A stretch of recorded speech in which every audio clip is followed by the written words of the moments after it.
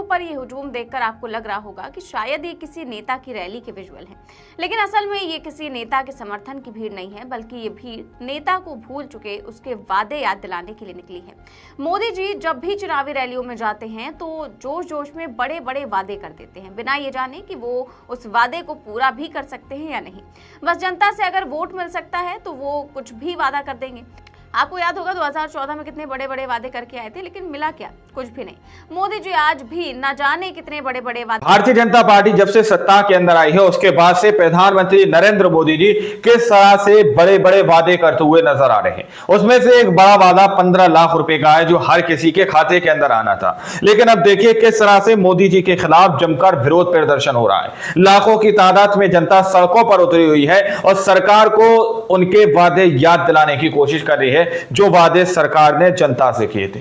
जो वादे सरकार ने जनता से किए थे कि हम सत्ता के अंदर आएंगे तो हम आप लोगों के लिए ये करेंगे। तो देखिए किस तरह से भीड़ अब सड़कों पर उतर चुकी है। दावा किया जा रहा है कि सरकार को ये याद दिलाने के लिए कि भाई जो तुमने वादे किए थे वो वादे पूरे करो। आप इस रिपोर्ट को देखिए। नमस्कार, आप देख रहे हैं 4 PM और मैं हूं आपके साथ निधि तिवारी। देखकर आपको लग रहा होगा कि शायद ये किसी नेता की रैली के विजुअल हैं, लेकिन असल में ये किसी नेता के समर्थन की भीड़ नहीं है, बल्कि ये भीड़ नेता को भूल चुके उसके वादे याद दिलाने के लिए निकली है। मोदी जी जब भी चुनावी रैलियों में जाते हैं तो जोश जोश में बड़े बड़े वादे कर देते हैं, बिना ये जाने कि वो उस वादे को पूरा भी कर सकते हैं या नहीं।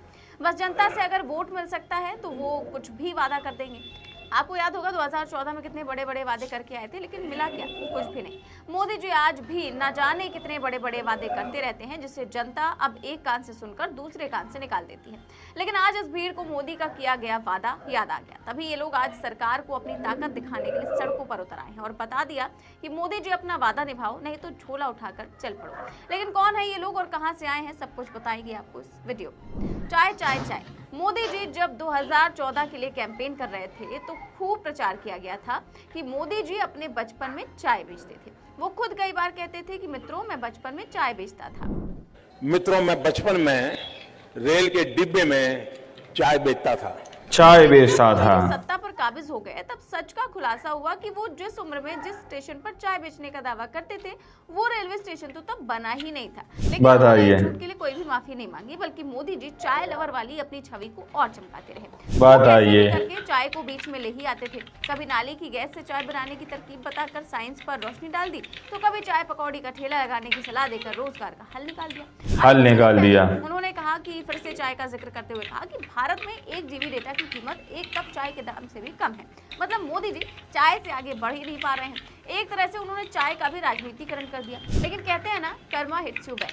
आज वही चाय उनके सामने चाय बोलो तो उनको डर लग रहा है। दरअसल ये भीड़ जो आप अपनी स्क्रीन पर देख रहे हैं, ये वही लोग हैं जिनकी वजह से हम चाय पीकर सुकून पाते हैं, लेकिन आज वही सुकून उनकी जिंदगी से गायब है।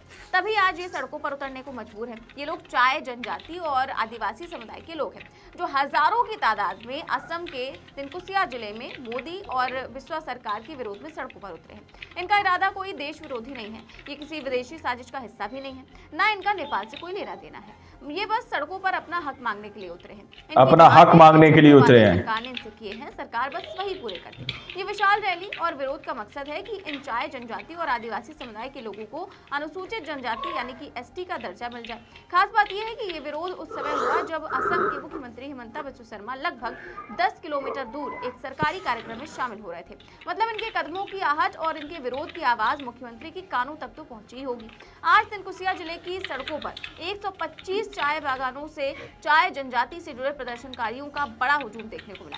इस विरोध प्रदर्शन के चलते बागानों में दिन भर का काम प्रभावित रहा। मतलब रोज कमा कर खाने वाले ये मजदूर किसान अपनी मजदूरी छोड़कर सरकार को उनके वादे याद दिलाने के लिए सड़कों पर उतर आई। सरकार के वादे जो जनता से किए थे चुनाव के वक्त, उन्होंने चाय जनजाति को लेकर बड़े बड़े वादे किए थे। देखिए क्या कहा था उन्होंने।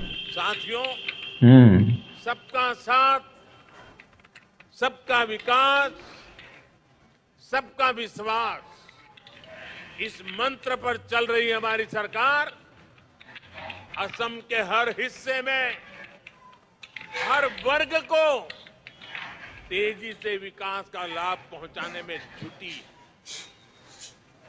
पहले की नीतियों के कारण चाय जनजाति की क्या स्थिति हो गई थी, ये मुझसे ज्यादा आप लोग जानते हैं।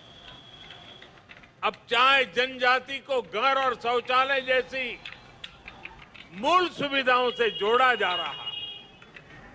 चाय जनजाति के अनेक परिवारों को भी जमीन का कानूनी अधिकार मिला है। चाय जनजाति के बच्चों की शिक्षा, स्वास्थ्य और रोजगार की सुविधाओं पर ध्यान दिया जा रहा है। पहली बार उनको बैंक की सुविधाओं से जोड़ा गया है। अब इन परिवारों को भी सरकार की अलग अलग योजनाओं का लाभ सीधे बैंक खाते में मिल पा रहा है। सीधे बैंक खाते में। नेता संतोष टोपनो सहित चाय जनजाति के दूसरे बड़े नेताओं की प्रतिमाएं स्थापित करके राज्य सरकार ने चाय राजनीति के योगदान को सम्मान दिया। चाय जनजाति के सम्मान दिया। साथियों, असम के हर क्षेत्र की, हर जनजाति को साथ लेकर चलने की इसी नीति से आज असम शांति और प्रगति के मार्ग पर चल पड़ा है। निधि तिवारी। ऐतिहासिक बोडो समझौते से अब असम का एक बहुत बड़ा हिस्सा शांति और विकास के मार्ग पर लौट आया है। समझौते के बाद हाल में बोडोलैंड टेरिटोरियल काउंसिल के पहले चुनाव हुए, प्रतिनिधि चुने गए। मुझे विश्वास है कि अब बोडो टेरिटोरियल काउंसिल विकास और विश्वास के नए प्रतिमान स्थापित करेगी। तो सुना आपने, इन लोगों से मोदी जी ने वादा करते हुए कितनी लंबी लंबी फेंकी थी, लेकिन अब जनता कह रही है कि चलो अब अपना वादा निभाओ, और मोदी जी कह रहे हैं कि ये तो लेने के देने पड़ गए। आज हुए इस विरोध प्रदर्शन को लेकर आपने ज्यादा नहीं सुना होगा, क्योंकि ये खबरें गोदी मीडिया कम ही दिखाता है। हम पूरी खबर आपको द टेलीग्राफ में छपी इस खबर के हवाले से बता रहे हैं, जिसके मुताबिक इन प्रदर्शनकारियों ने तिनसुकिया शहर के थाना चारली में एक सभा की और उसके बाद डुमडुमा सर्कल अधिकारी को एक ज्ञापन सौंपकर शांतिपूर्वक वापस लौट गए। ज्ञापन में 3 प्रमुख मांगे रखी गई थी। पहली, अनुसूचित जनजाति चाय बेचता था। दूसरी, मजदूरों को जमीन के पट्टे यानी मालिकाना अधिकार दिलाए जाए, और तीसरी, चाय बागान मजदूरों की दैनिक मजदूरी में उचित बढ़ोतरी की जाए। प्रदर्शन में भाजपा की केंद्र और राज्य सरकार को निशाने पर लिया गया। प्रदर्शनकारियों ने कहा कि भाजपा ने चाय जनजाति और आदिवासी समुदाय को एसटी दर्जा देने का वादा पूरा नहीं किया है। समुदाय के नेताओं ने चेतावनी दी कि अगर उनकी मांगे राज्य चुनाव से पहले पूरी नहीं की गई तो हल निकाल दिया, वोट नहीं देंगे। प्रधानमंत्री मोदी ने 2014 के लोकसभा चुनाव से पहले असम में एक रैली के दौरान वादा किया था कि राज्य की 6 समुदायों को एसटी का दर्जा दिया जाएगा। 2016 के विधानसभा चुनाव के लिए भाजपा के विजन डॉक्यूमेंट यानी कि घोषणा पत्र में भी ये वादा लगभग 10 साल बीतने को आ गए, लेकिन कुछ भी नहीं हुआ। आपको बता दें कि चाय जनजाति और आदिवासी समुदाय के अलावा 6 और जो समुदाय हैं वो भी एसटी दर्जा पाने की मांग कर रहे हैं। फिलहाल ये सभी समुदाय ओबीसी में आते हैं। एसटी का दर्जा मिलने पर इन समुदायों को सरकारी नौकरियों, शिक्षा और आर्थिक सहायता में अधिक लाभ मिलेगा। असम में कुल मिलाकर लगभग 96 चाय जनजातियां हैं। इससे पहले ताई, अहोम और मोरान समुदायों ने भी इसी मांग को लेकर बड़े पैमाने पर प्रदर्शन किए थे। मुख्यमंत्री हिमंता बिस्वा शर्मा ने मंगलवार को कहा कि सरकार ने इस मुद्दे पर एक मंत्रियों का ग्रुप बनाया है जो अपना हक मांगने के लिए उतरे हैं। नवंबर में विधानसभा में अपनी रिपोर्ट पेश करेगा।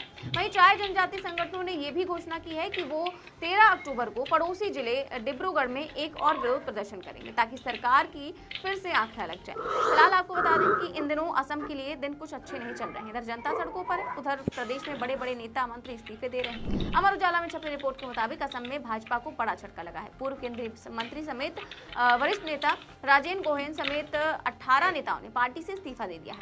मतलब आप सोचिए, 4 बार के सांसद और पूर्व केंद्रीय मंत्री राजेन गोहेन ने पार्टी से इस्तीफा दे दिया है, और वो अकेले नहीं गए हैं बल्कि अपने साथ 17 और भाजपा नेताओं को लेकर निकल पड़े हैं। यानी कुल 18 नेताओं ने भाजपा को सड़कों पर उतर आए सरकार के वादे जो जनता से किए थे चुनाव के बाद। काउंसिल चुनावों में मिली करारी हार के सदमे से भाजपा अभी पूरी तरह से उभरी नहीं थी कि अब पार्टी में भगदड़ मच गई है। इस सदमे से उभरते तो उससे पहले चाय जनजाति सड़कों पर उतर गई। सोचिए, अगले साल इस राज्य में विधानसभा चुनाव होने वाले हैं और पूरे प्रदेश में उथल पुथल मची हुई है। ये घटनाएं भले अभी छोटी लग रही हूँ, लेकिन जनता के अंदर पनप रहा ये आक्रोश अगले साल ईवीएम पर निकाला गया तो फिर भाजपा का असम का किला लंबे समय के लिए ढह जाएगा। फिलहाल इस पूरे मामले को लेकर आप क्या सोचते हैं, हमें कमेंट बॉक्स में अपनी राय जरूर दें। चैनल को सब्सक्राइब भी करें और ज्वाइन भी करें। देश और दुनिया की तमाम दोस्तों, आप लोगों ने इस वीडियो को शुरू से आखिर तक देखा। असम के अंदर किस तरह से यहाँ पर लाखों की तादाद में सड़कों पर लोग उतरे हुए हैं।